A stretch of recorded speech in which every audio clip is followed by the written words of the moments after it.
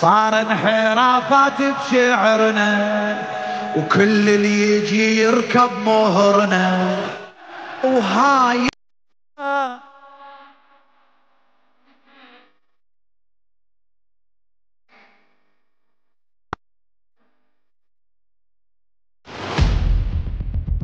هاي القصيدة قراها أحمد الفتلاوي والشاعر والأديب صباح أمين. كانت الرسالة جدا حلوة، هي عن منبر الحسين.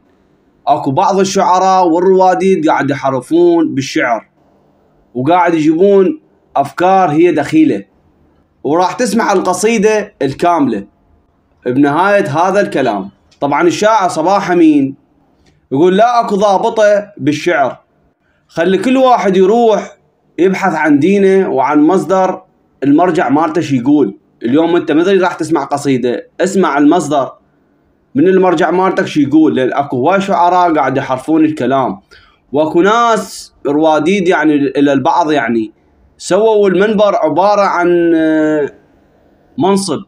وهاي مع الاسف يعني لما احمد الفتلاوي يقول هاي الشباب الطيبة، يعني يقصد اكو بعض الناس قاعد تعبر عليها هواي امور بالشعر وما يركز.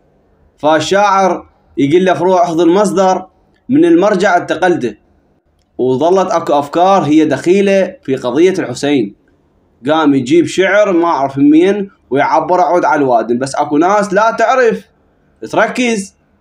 الشاعر شي يقول اكو ناس البعض من تلزمه وتحكي وياه يشوفه خايف على دينه، بس هو هذا مي طبقه، هو مو يم الدين، بس يجيب من يمه ويخلي ويذكر يقول هاي وحده من الطرائف. يعني شوف شلون وصفها الشاعر، يعني يعني صدق وحده من الطرائف. منبر الهادي رسالي